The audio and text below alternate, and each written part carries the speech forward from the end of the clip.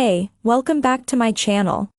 In this video, I'm gonna talk about top 5 best camera for photography. Starting at number 5. Canon EOS R7. If you like shooting fast-moving subjects like wildlife and can't quite stretch to a full-frame Canon camera like the EOS R6, then the EOS R7 is great choice. It has a smaller APS-C sensor, so its high ISO performance isn't as strong as its full-frame siblings, but the benefit is that you can get longer reach from smaller lenses. The EOS R7 also packs in fast burst speeds, with our tests backing up its claims of 15 frames per second continuous shooting or 30 frames per second if you switch to the electronic shutter. You can't sustain those speeds for quite as long as a camera like the EOS R6. But a few seconds is enough to capture most wildlife subjects. Other big bonus of Canon's EOS R system are its subject tracking autofocus skills, and the EOS R7 inherits these, too. Our tests found this to be a dream for wildlife, action and sports subjects.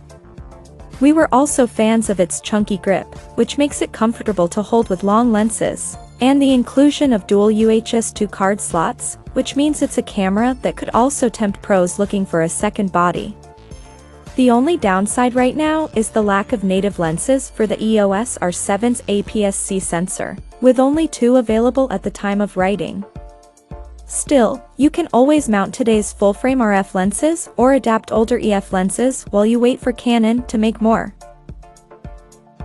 Coming at number 4.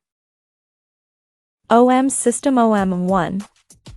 Not everyone need a full-frame camera and like the Fujifilm XH2, the OM System OM1 harnesses the benefits of its smaller sensor to create a compelling alternative for those whose priorities are size, versatility, and a fun handheld experience.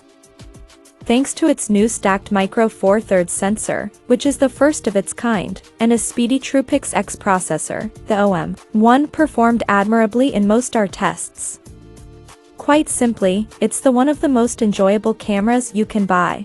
We found that the OM1 performed well up to ISO 1600 and had slightly less aggressive noise reduction than its Olympus-made predecessors. Its computational modes are also the best you'll find outside a smartphone, with the likes of high residential shot, live North Dakota and in-camera focus stacking going some way to compensating for its smaller sensor.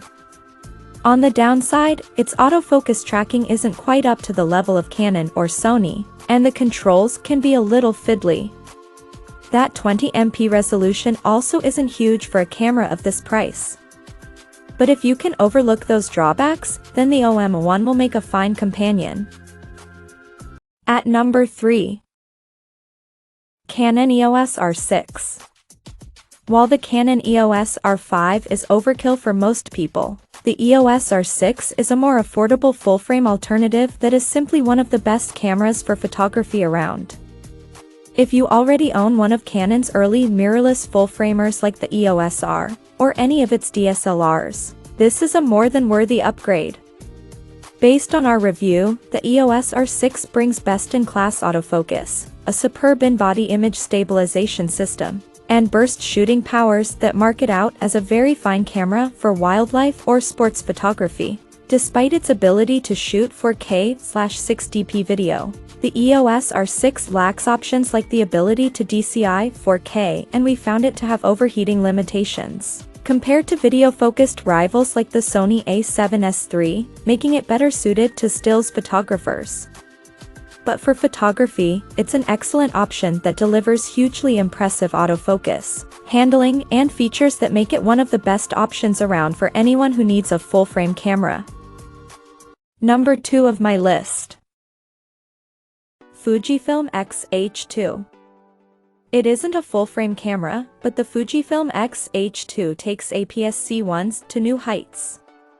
It combines an excellent new 40MP sensor with the handling of the XH2S to create a brilliant all-round package for most kinds of photography, from landscapes to wedding snaps.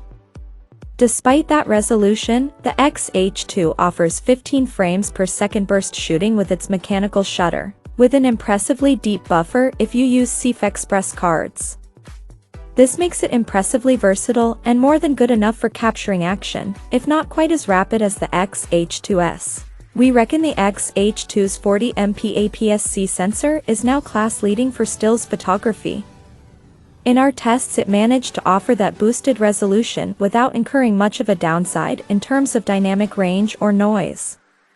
We also found the XH2's autofocus to be much improved from previous Fujifilm cameras like the X-T4, with its subject tracking being a real boon in certain scenarios. Throw in IBIS and a deep grip that feels comfortable in the hand no matter which X-series lens you pair it with, and you have a recipe for a really enjoyable snapping companion. And number 1. Sony A7 IV. Following Sony Euro trademark's fantastic A7 III was never going to be easy, but the A7 IV is a worthy successor. Equipped with a new 33MP sensor Theta Euro trademark S solid for both stills and video, ETA Euro trademark S a compelling mirrorless option for hybrid shooters. In our review, we called it a brilliant blend of photographic power and video versatility. A price hike does mean ETA Euro trademark S no longer an entry-level full-frame camera like its forebear, but a Bion's XR processor powers solid performance that broadly justifies the extra expenditure. The A7 IV also benefits from Sony Euro trademark S class-leading autofocus skills, plus upgrades like 10-bit video support and a seemingly endless buffer depth with a CF Express card.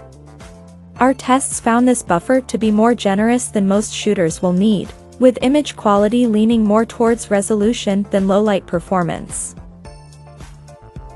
Check out this video description for latest price and more informations.